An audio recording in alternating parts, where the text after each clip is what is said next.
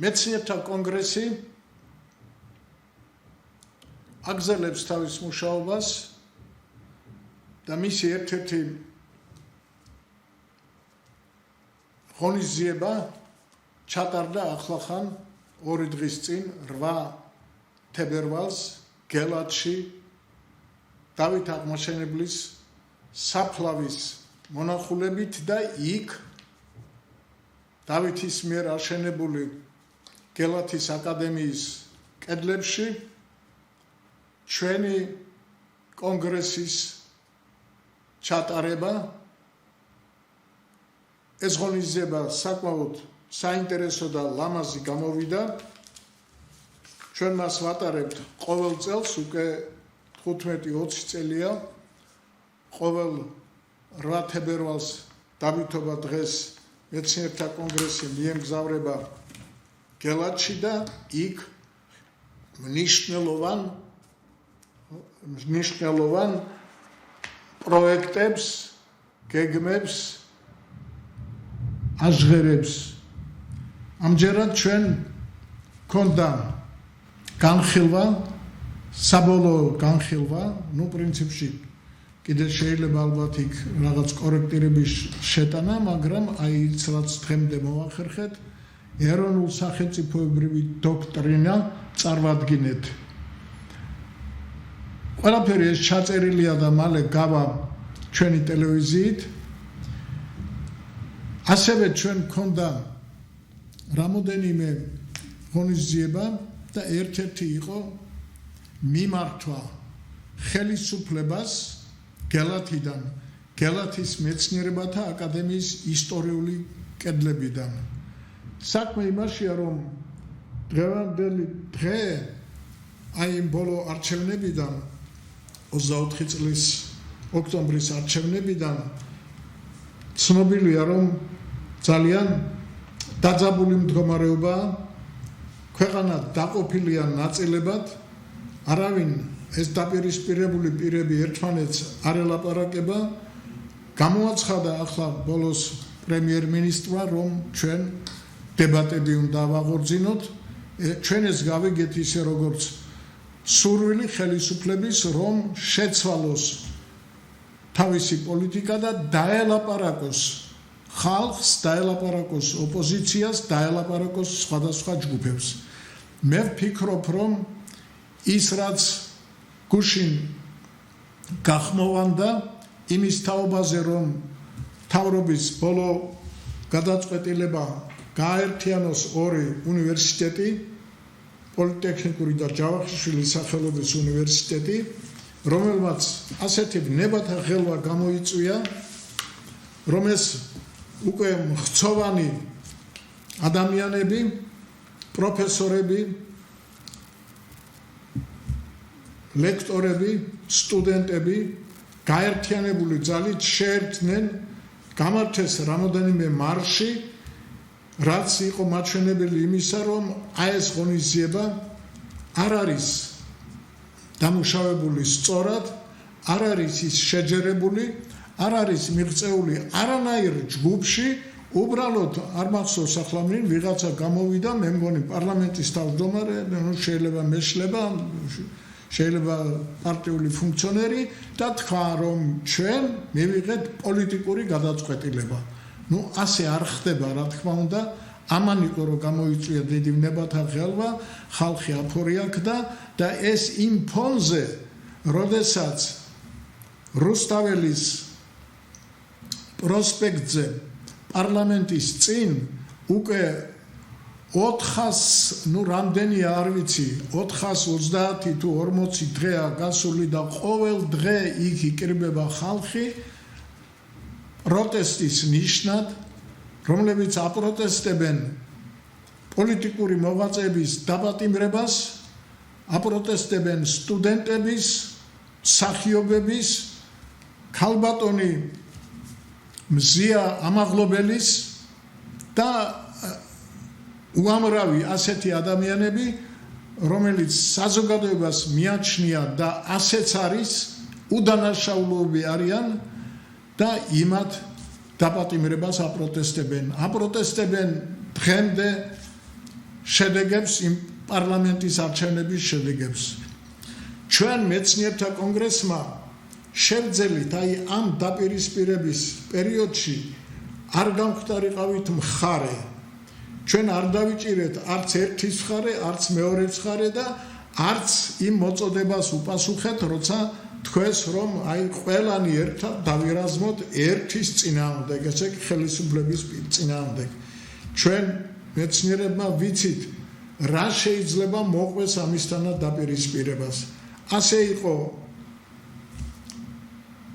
კომუნისტების დროს ყველანი ერთად დაირაზმენ და ესე იგი გავიმარჯვეთ კომუნისტებზე მერე ასე იყო როდესაც ზვიად გამსახურდიას წინააღმდეგ აგორდა ამიხალა ტალღა და დღეს ყველამ ვიცით რომ ეს არ იყო ხალხის აზრი ეს იყო შეთქმულება ეს იყო გადატრიალება შემდეგ მოვიდა შევარდნაძე და გარკვეული პერიოდის შემდეგ უკვე ისევ იგივე შემადგენლობა დაირაზმა შევარდნაძის წინააღმდეგ მოვიყვანეთ ახალგაზრდები სააკაშვილის ხელისუფლება და მერე იგივე განმეორდა იგივე მეთოდით და გზებით მოვიყვანეთ ბატონი ბიძინა და მისი ოცნება დღეს ისევ დგას იგივე საკითხი დღის წესრიგში და არიან ძალიან ბევრი ძალები რომლებიც ფიქრობენ რომ იმ ძველი მეთოდით ესეც გადავაგდოთ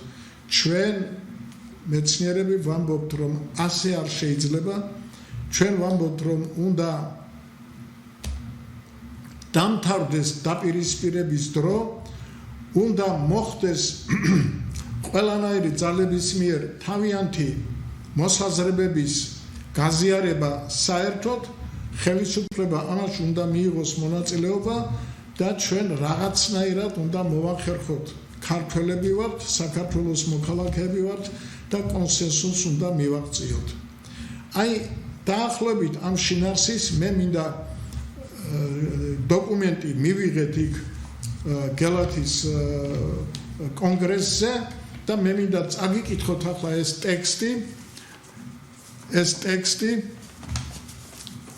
რომელსაც ქვია მიმართვა ხელისუფლებას ბატონო პრემიერ-მინისტრო ბატონო პრეზიდენტო ბატონო პარლამენტის თავმჯდომარე ბატონო დეპუტატებო ბატონო მთავრობის წევრებო მეცნიერთა კონგრესმა შეძლო დამოუკიდებლობის შენარჩუნება მიუხედავად დაძაბული პოლიტიკური ბატალიებისა არ იქცა მხარედ არ შეუერთდა ოპოზიციას ქმედებებში ყველა ერთის წინააღმდეგ არც ხელისუფლებისგან წამოსული დაპირისპირების პოზიცია გაიზიარა იყო და რჩება ხალხის და ქვეყნის ინტერესების გამომხატველ ინტელექტუალურ ძალად რომელსაც მიაჩნია რომ სისტემური ცვლილებების გარეშე ქვეყანას მომავალი არ აქვს რომ სისტემური ცვლილებების გარეშე ბრძოლა პოლიტიკურ ანგარიშწორებას უფრო გავს ვიდრე ქვეყნისადმი ერთგულებით ბრძოლას ჩვენ ვთვლით სისტემური ცვლილებები რომ განხორციელდეს საჭიროა მინიმუმ 3 რამ პირველი ქვეყანაში არსებული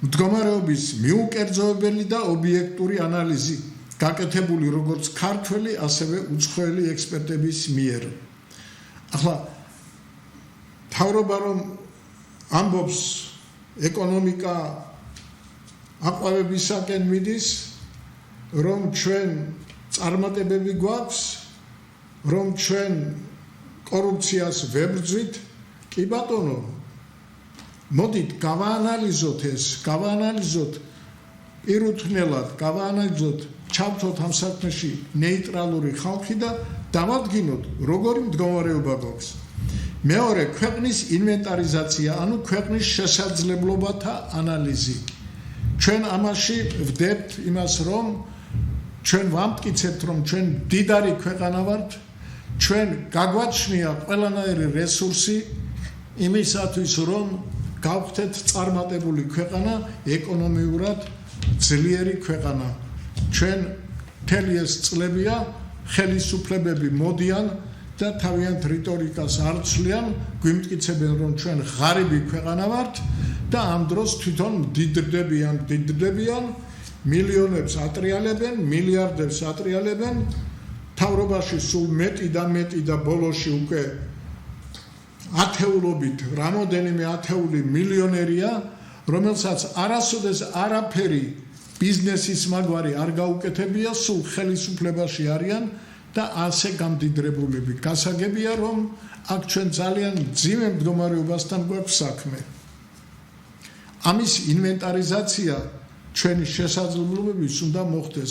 ჩვენ სხვათაშორის მეცნიერთა კონგრესმა დავდეთ ინტეგრალური რესურსები, საქართველოს ინტეგრალური რესურსები, წიგნი, სქელი წიგნი, რამოდენიმეჯერ ვაჩვენეთ საზოგადოებას, პრეზენტაციაც ჰქონდა და სხვათაშორის გელათშიც დავით აღმაშენებლის საფრავზე ის როგორც დოკუმენტი დავდეთ, რომ ხალხმაც ნახოს, რომ ასეთი ნაშრომი არსებობს და მას წაკითხვა ჭირდება, გააზრება ჭირდება და არ უნდა ვიძახოთ, რომ არ უნდა ვიწუწუნოთ, რომ ჩვენ ღარიბი ქვეყანა ვართ.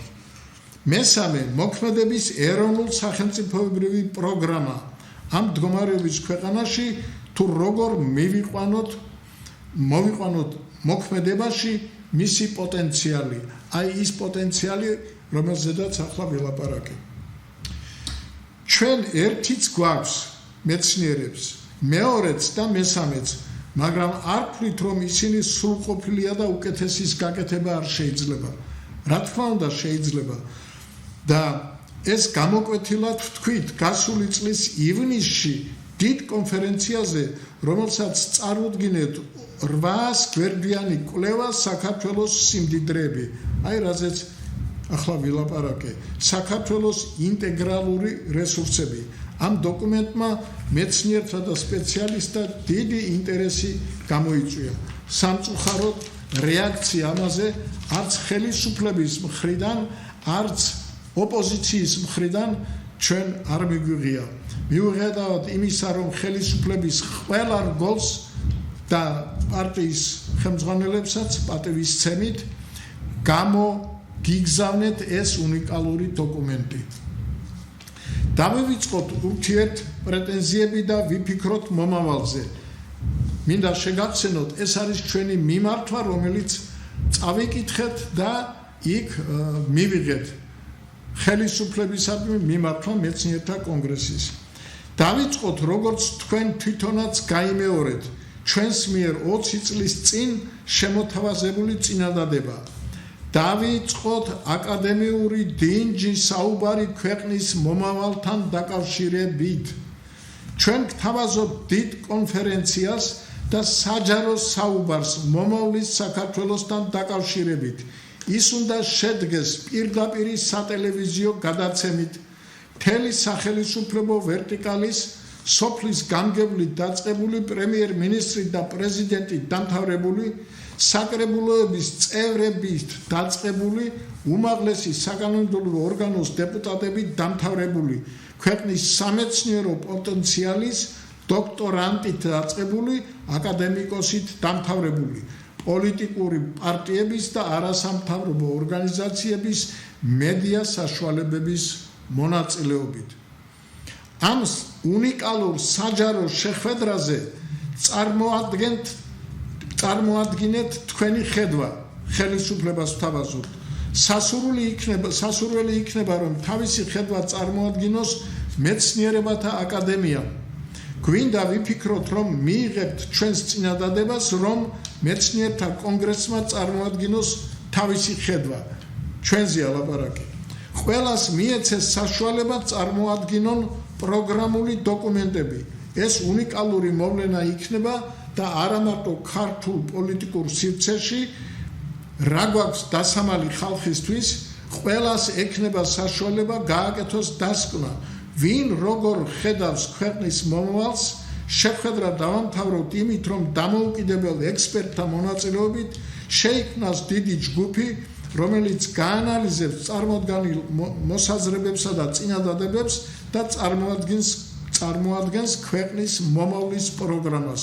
გავხადოთ ის ცნობილი საზოგადოებისათვის და საბოლოო დოკუმენტი წარუდგინოთ დასამტკიცებლად ქვეყნის უმაღლეს საკანონმდებლო ორგანოს. დღემდე ჩვენ ხომ ამის მსგავსი არაფერი არ გვინახავს.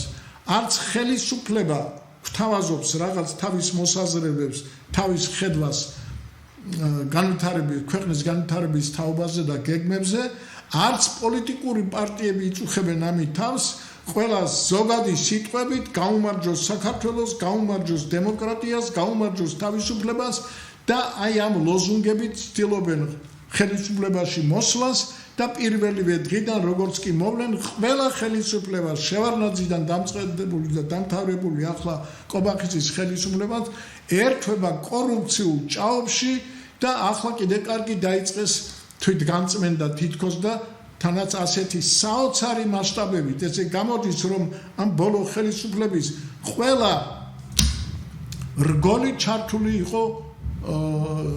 იყო კორუფციაში და ნეპოტიზმში ეს მათივე თქვენივე ხელისუფლება გეუბნებით ჩვენ მეცნიერები თქვენივე აღიარებით თქვენი პრემიერ-მინისტრი ერთი გაქცეული მეორე ციხეში მესამე სახლში ზის და ელის რომ დააპატიმრებენ ძალოვანი მინისტრები როგორც ჯარის მთავარსარდალი ასევე უშიშროების ციხეებში არიან ნუ ასე არ შეიძლება ჩვენ ვფიქრობთ რომ სწორედ ასეთ მიდგომას შეუძლია დაასრულოს პრიმიტიული პოლიტიკური აზროვნების ეპოქა და დაიწყოს მეცნიერების ერა დაასრულოს ქუჩის რევოლუციები და დაიწყოს ინტელექტუალური რევოლუცია რომლის მიზანი იქნება ფულის უფლების ქვეყნიდან გადავიდეთ ნიჭის ძალაუფლების ქვეყანაში აი ამ აღვირახსნილ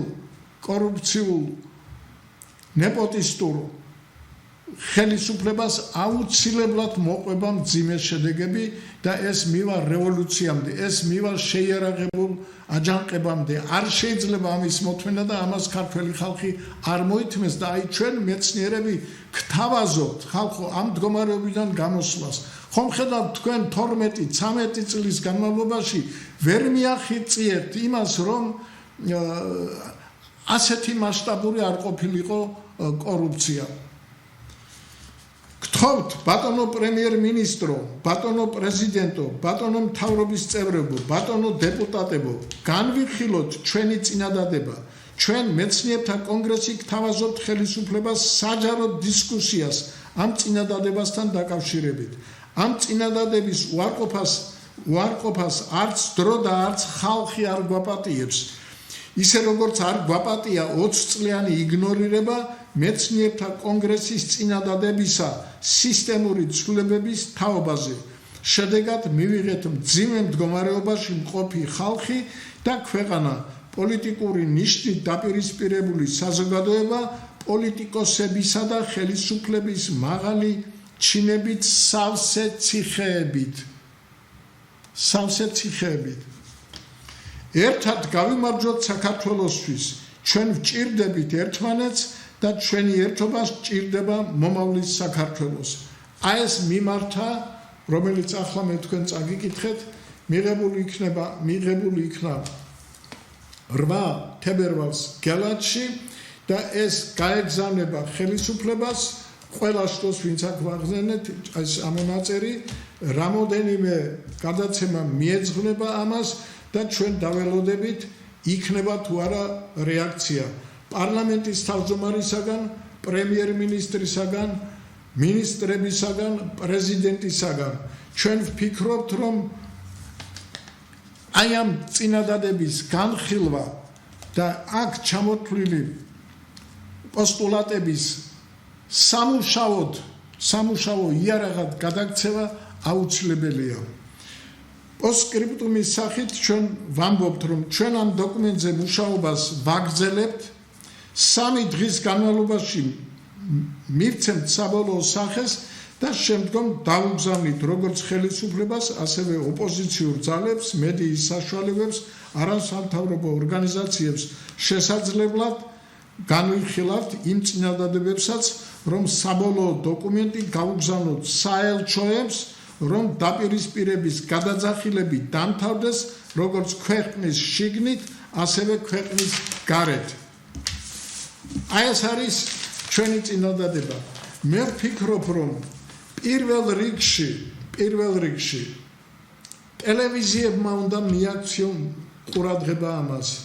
პირველ რიგში მასმედიის წარმომადგენლებმა უნდა მიაქციონ იმისათვის, რომ მთავრობამ და იმ ადრესატებმა, პარლამენტმა, ხელისუფლებამ, პრეზიდენტმა მეტი ყურადღება მიაქციონ და მეტი პასუხისგებლობით მოეკიდონ ამ ჩვენს, ასე ვთქვათ, სამშვიდობო და ამავე დროს ქვეყნის კრიზისიდან გამოყვანის საშუალებას, ესე იგი დავჯდეთ, ვისაუბროთ, განვიხილოთ როგორც დოქტრინა, ასევე სხვა პროექტები და პროგრამები, რომელიც არ ვიცი, ალბათ ბევრს აქვს, ყოველ შემთხვევაში ჩვენ გვაქვს 21 პუნქტიანი პროგრამა, რა უნდა გავაკეთოთ იმისათვის, რომ 2 წელიწადში ქვეყანამ იგრძნოს შვება.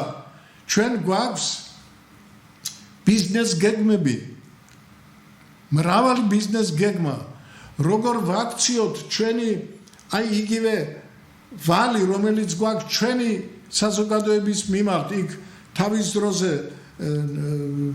ანაბრები რო წავართვით, თავის დროზე კუპონებით მილიონები რო წაიღო ხალხმა და გადაახურდავეს და მერე კაპიკებით რომ გადაიხადეს, ყველაფერი ეს ხომ ხალხს დააწვა და ეს მე მგონი 40 მილიარდამდე არის ვალი ქვეყანას, რომელსაც თავისი ხალხის აქვს. სხვათა შორის იგივე ევროპა, რომელსაც ახლა ასე ვაგინებთ და არ გვინდა ევროპული გზავა რომ ვამბობთ, ის ევროპა ყველა ჩვენ მთავრობას ეუბნებოდა დადევით გეგმა, როგორ აპირებთ საკუთარი ხალხის ვალის გასტუმრებას.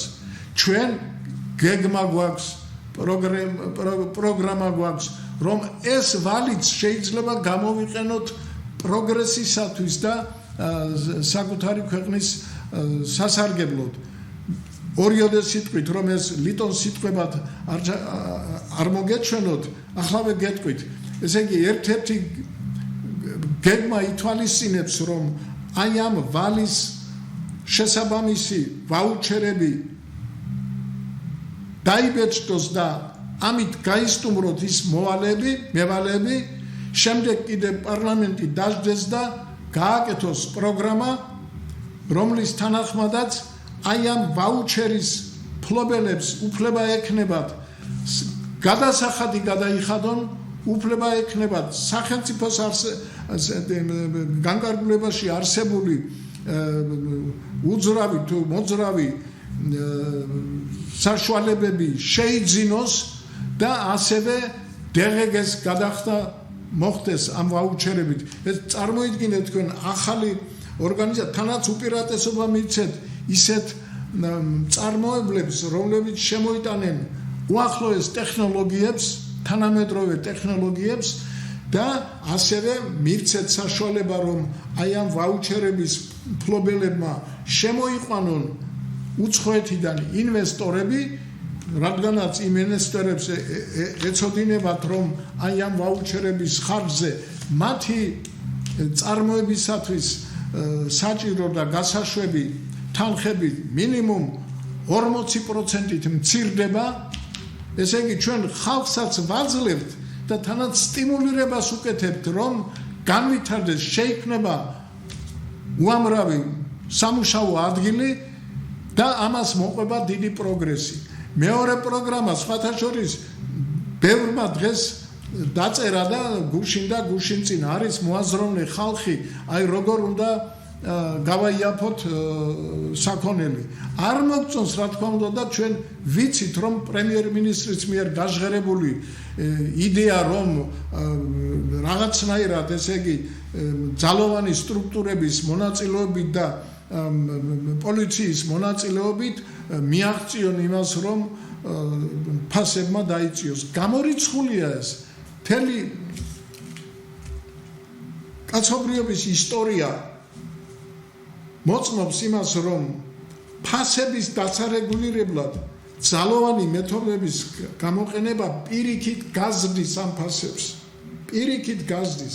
ამისათვის საჭიროა ძირეულად შეიცვალოს მიდგომა სოფლის მეურნეობის მიმართ. შეიცვალოს ეს მიდგომა, იმიტომ რომ რაღაცნაირად უნდა მოვახერხოთ და სტიმულირება უნდა მივცეთ სოფლის მეურნეობის განვითარებისათვის ადამიანებს, რომლებიც გარბიან თავის სოფლიდან. თქვენ წარმოიდგინეთ, თუ ხელისუფლება მიიღებს ერთ-ერთ ჩვენს მიერ გაკეთებულ პროექტს, ჩვენ იქ პირდაპირ ვამბობთ, რომ აი იმ ხალხს, რომელსაც ვაძლევთ რაღაც 200 თუ 300 ლარს თვეში, იმიტომ რომ ის სიღარიბის ზღვარს ქვეშ არის, ჩვენ შეგვიძლია და თანაც ისეთი სისტემა არის, რომ იმ კაცს თუ შეამჩნიეს, რომ სახლში ქათა მიყავს ან გოჭი ყავს, ესე იგი იმას ამოაგდებენ იმ სიიდან, საიდანაც ის ფინანსირდება, როგორც გაჭირვებული ადამიანი. ეს როგორ შეიძლება, ესე იგი ის იძულებულია თავისი აქტივობა მაინც აკეთებს ალბათ, მაგრამ დამალოს. დამალოს კი არა, პირიქით გააკეთე, მუთხრათ რომ წინასწარ მივცეთ 1 წლის, 2 წლის ის დახმარებები და მოვთხოვოთ რომ აშენ გარკვეული პირობები და გააკეთე ისე რომ განავითაროს შენი ბიზნესი. მოიყვანე ქინძი, ოხრახუში, კიტრი, პამიდორი და შეუქმენი საშუალება რომ ეს ყველაფერი გაყიდოს. ასევე როგორც ევროპაშია მიღებული, კანადაში, იაპონიაში, უამრავ ქვეყნებში არის ამისი ანალიზი გაკეთებული.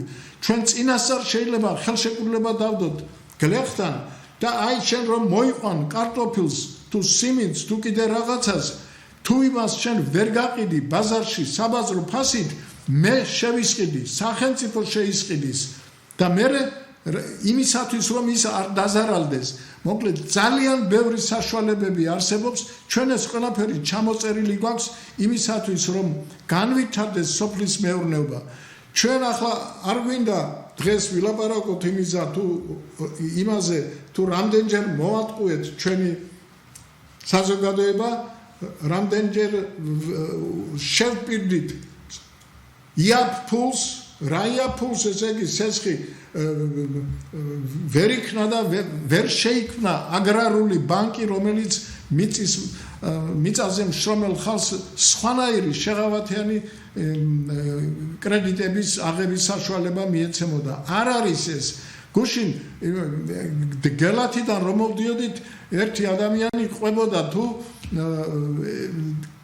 წესიერი კაცი მივიდა რაღაც ბიზნეს გეგმა შექმნა, მივიდა ამით ბანკში და მოითხოვა და არ მისცეს ერთხელ, ორჯერ, სამჯერ, არავინ არაფერს არ ეუბნება, არ უხსნიან, არა და კარგი ბიზნეს გეგმა და მერე თურმე ბანკის ერთი ახალგაზრდა ჩინოვნიკი შეეცოდა ეს კაცი და ეუბნება, მიწია გაანებე თავი ამას, შენ რომ გინდა რაღაცაზეა ლაპარაკი, არ ვიცი, კიტრია თუ პამიდორი თუ რაღაცა კიდე სხვა სოფლის მეურნეობის პროდუქტი, შენ მოდი და დაწერე რომ გინდა ამისი მოტანა უცხოეთიდან და ჩვენ მაშინვე მოგცემთ სესხს.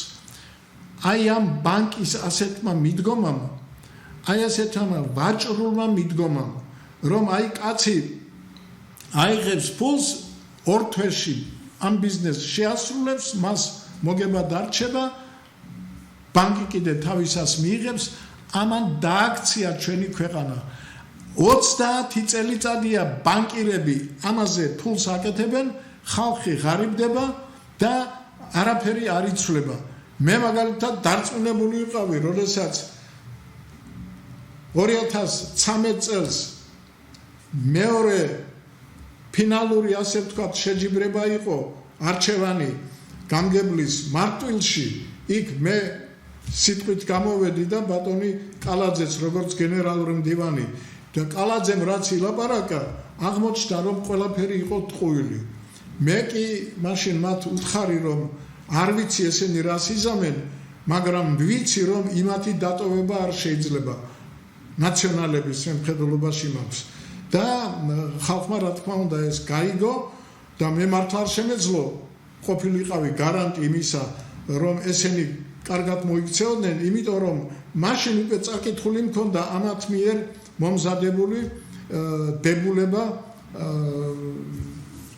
აწარმოეს საქართველოში. გახსოვთ ეს პროექტი და აბა ვინმე თუ იცით აი ამ წლების მანძილზე რამდენი მილიარდი ალბათ მილიარდი, ნუ ყოველ შემთხვევაში ასეულობით მილიონი დაიხარჯა ამ პროექტით და რა შედეგი მივიღეთ და მე მაშინ იქ იმ დღეს ვეუთხარი ბატონ კალაძეს რომ ეს არ იმუშავებს იმიტომ რომ თქვენ თავარი კრიტერიუმები არ აგაქვთ შეყვანილი საგრანტო სისტემაში გრანტის მისაცემად გამოყოფილი ესე იგი ბიზნეს გეგმების შერჩევის კომისიისათვის იქ აუცილებლად პირველ ადგილზე უნდა იყოს სამუშაო ადგილების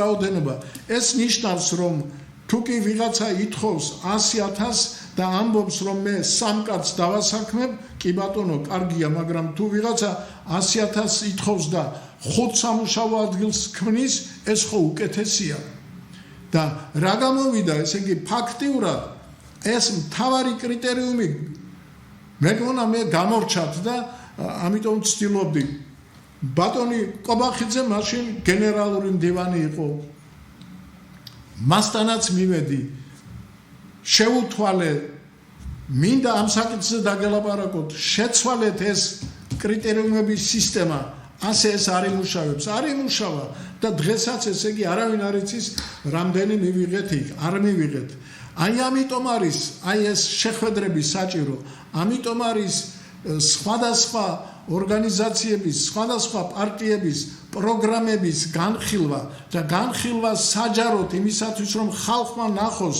ვინ უკეთეს პროგრამას პროექტს თავაზობს საზოგადოებას აი ასე უნდა მოხდეს მაგრამ ჩვენ ხომ ხედავთ ეს утопистურ გეგმად ითვლება და ითვლებოდა ეს 30 წლის მანძილზე მეცნიერთა კონგრესი მინიმუმ 15 წელიწადია ამას ქადაგებს და ვერ იქნა და ვერ მივაღწიეთ აი ეს არის ჩვენი ბოლო მცდელობა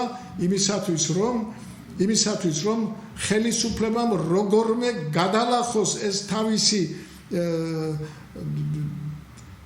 რაღაცნაირად ესე იგი თავისი პოლიტიკა როდესაც ამას აკეთებს ვიწრო წრეში და არა ღიად და არა საჯაროდ როგორმე უნდა გაიხსნას ხელისუფლება დადგეს ხალხის წინაშე და როგორც ჩვენ აგერად ვამბობთ პირდაპირ ტელევიზიით დავიწყოთ შეჯერებული პროექტის მიღებისათვის ბრძოლა ამისათვის ერთმა მხარემ როგორც ვთქვით მთავრობამ მეორემ მეცნიერთა სამეცნიერო აკადემიამ და მესამე აი ჩვენ როგორც ამ იდეის ავტორები და როგორც ბევრი გამზადებული პროექტის შემქმნელებმა წარმოადგინოთ ჩვენი პროექტები და შევაჯეროთ ეს ექსპერტთა საბჭოს შევქმნათ იმათ ესე იგი მე იმსჯელონ ასე ხომ არ შეიძლება ეს ყველაფერი ის რაც მე მინდოდა მეთქვა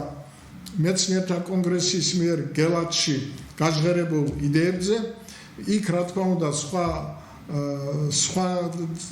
ინიციატივები კიდე იყო წამოყენებული და წაკითხული და მიღებული ამაზე ჩვენ გვექნება კიდე საუბარი და დღეს კიდე აი ამის გაცნობის შემდეგ მე მინდა ორიოდე სიტყვით დღევანდელ მდგომარეობაზე და იმაზე თუ როგორ შეიძლება ყველაფერი ამის გაძლევა ჩვენ ვიცით რომ სხვათა შორის ბატონმა თემურ შაშიაშვილმა ახლახან თავის Facebook გვერდზე გამოაქვეყნა და ის ხალხს მიმართავდა და ხელისუფლებასაც მიმართავდა და ითხოვდა რას ითხოვდა ესე იგი ის რომ ჩვენ აი ამ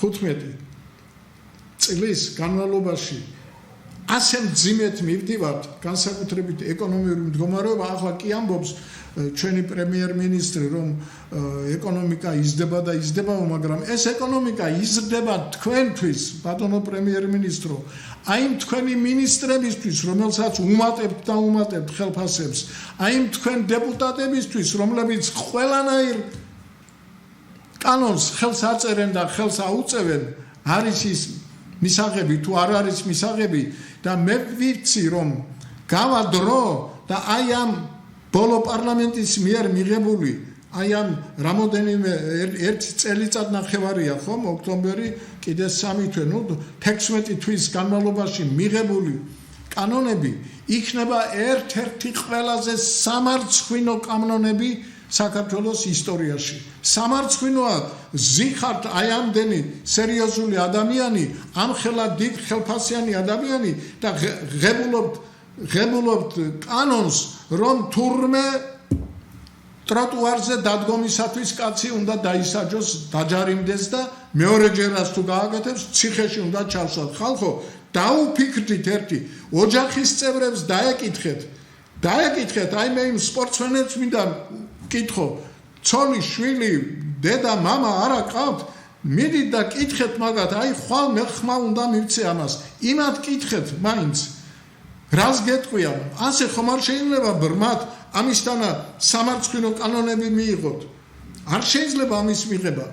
არ შეიძლებოდა აი ამ ღონისძიების ჩატარება, განათლების რეფორმა სხვა რაღაცით არის დაწყებული. სკოლაში რა ხდება იცით? რამდენი სკოლა დაიხურა? ძალიან დაბალი დონე გვაქვს. ექსპერტებმა ხომ გვიჩვენეს თავიანთი კვლევების შედეგები, რომ ძალიან დაბალი დონის განათლებას ღებულობენ სკოლაში ბავშვები. აქედან უნდა დაიწყოთ. საერთოდ რა მიმართულებით უნდა გავაძლიეროთ განათლების რეფორმა. ამისათვის ხომ დავიცოდეთ საერთოდ ქვეყანა საით მიდის, რა დარგები უნდა განვავითაროთ.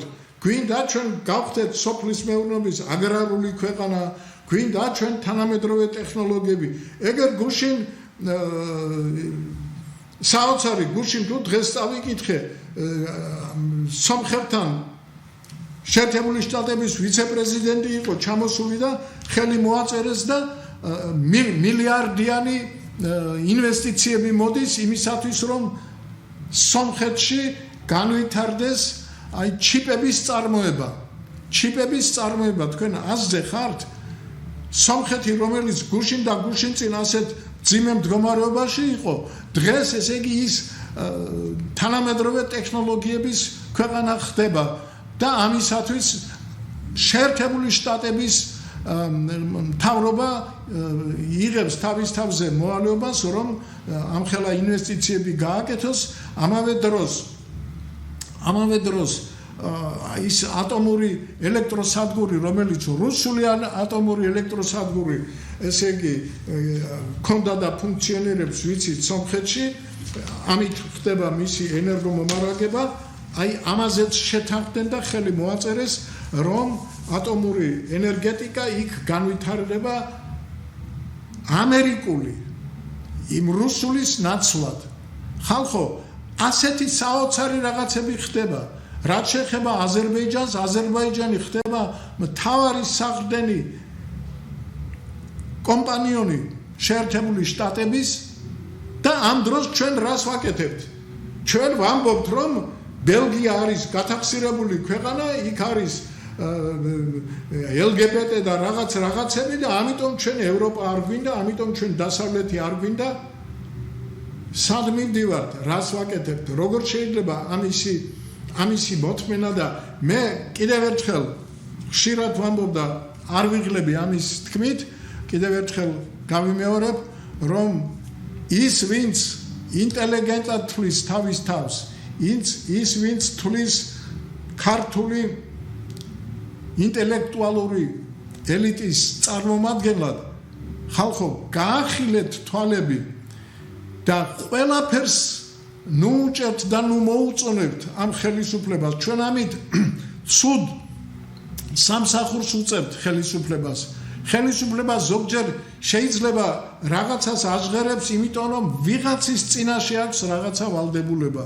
ამ დროს შეიძლება თვითონაც ოცნებობდეს იმაზე, რომ ჩვენ საზოგადოებამ გაუწიოთ ყარად ძლიერად წინააღმდეგობა ამისათვის. მასაც შეიძლება ეს უნდოდეს.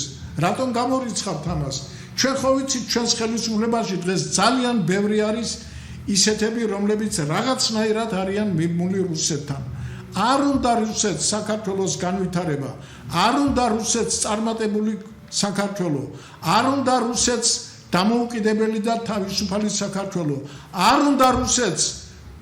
უნდა რუსეთს არაფერი ისეთი რაც მას არ აქვს კონდეს საქართველოს, არ უნდა დამოუკიდებელი სასამართლო, არ უნდა დამოუკიდებელი მასმედია. ჩვენ ხო ვიცით რუსეთში როგორ ხდება. აი იგივე დაგვიმკვიდრა ამ ხელისუფლებამ ჩვენ ამ წლების განმავლობაში. ახლა მაინც გავაყოთ თვალები. არ უნდა რუსეთს ევროპული ცივილიზებული მართლობა გქონდეს და თვითმმართველობა გქონდეს.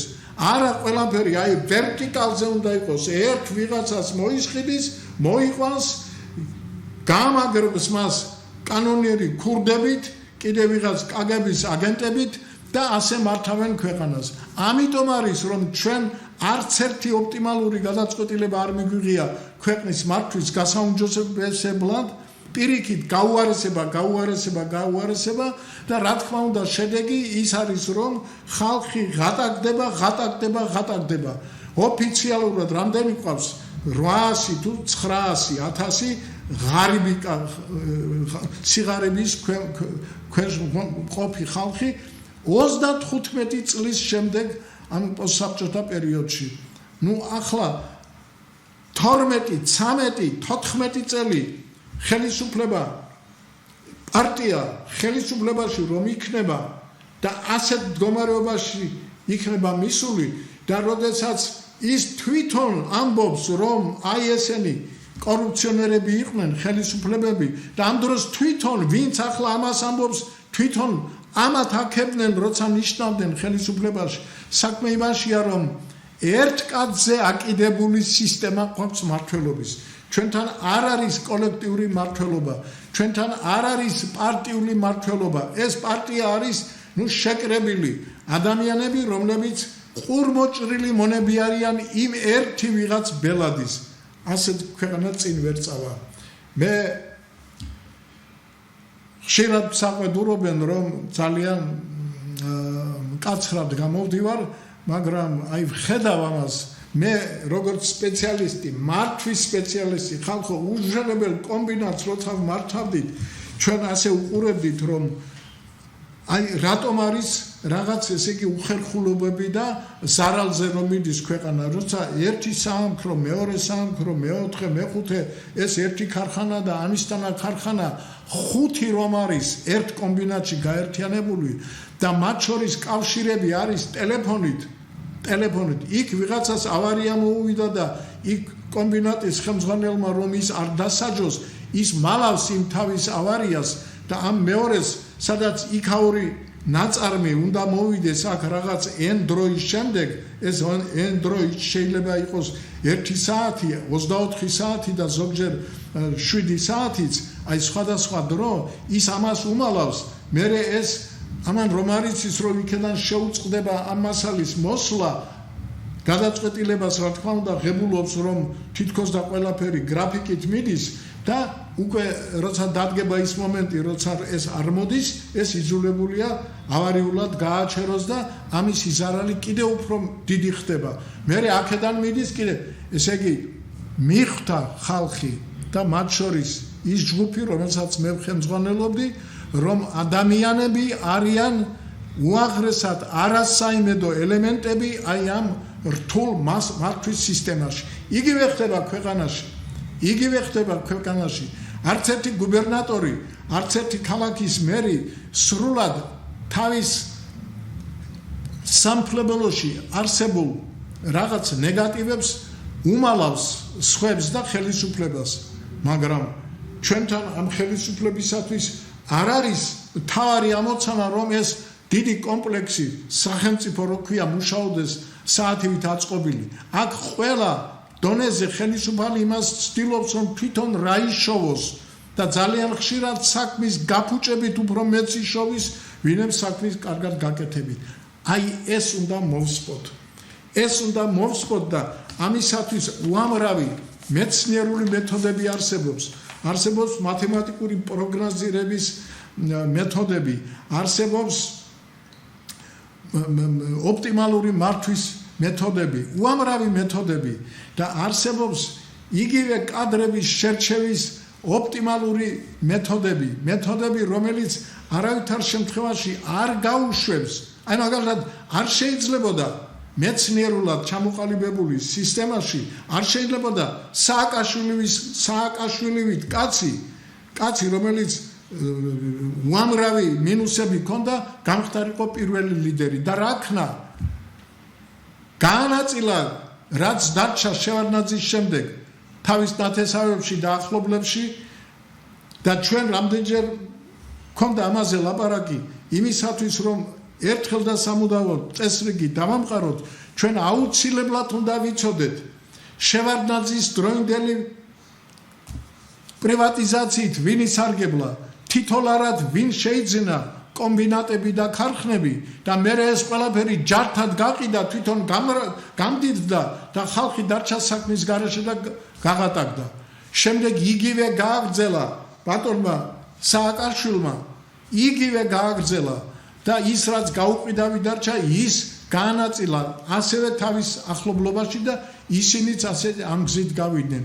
ახლა როდესაც ბატონი ბიძინას ხელისუფლება მოვიდა, უკვე დაიწყეს მთავარი რესურსების, მდინარეების, ტყეების,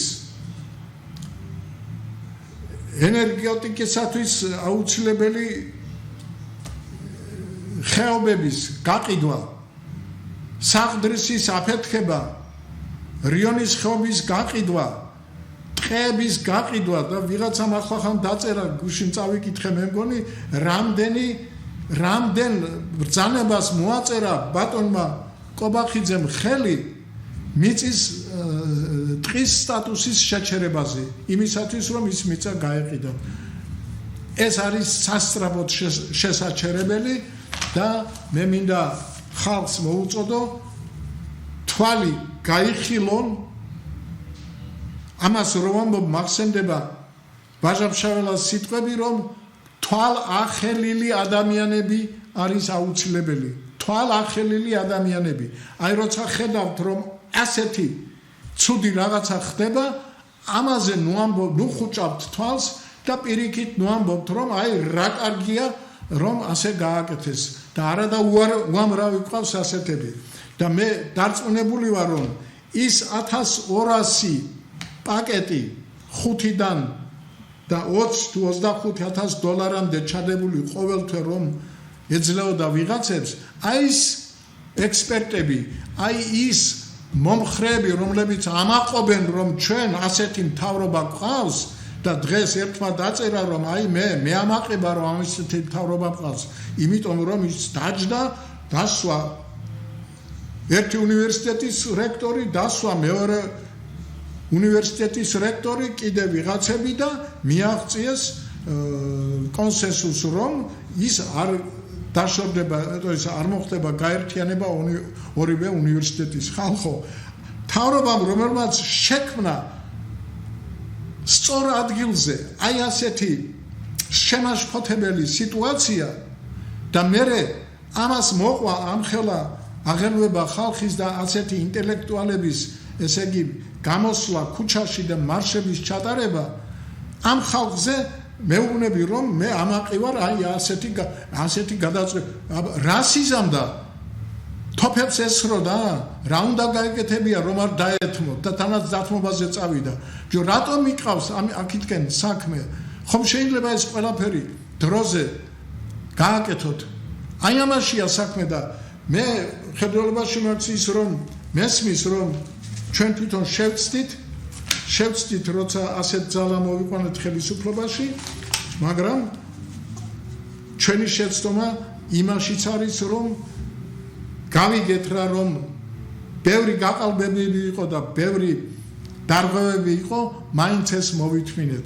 ამის მოთმენა არ შეიძლება და ახლა მე მინდა კეთილინებეთ ხელისუფლების წარმომადგენლებო, ყველა შტოთი, აი ეს დოკუმენტი მაინც განვიხილოთ, იქნებ ახლა მაინც დავიხიოთ ცოტა უკან და შევზღუდოთ საკუთარი ძალაუფლება და აი ამ ხალხთან გავინაწილოთ და დავეთათბიროთ და მივაღწიოთ კონსენსუსს. სხვანაირად არაფერი არ გამოვა. აი ეს მინდოდა მე თქვა თქვენთვის, დიდი მადლობა რომ მიყურეთ, კარგად ბრძანდებოდეთ.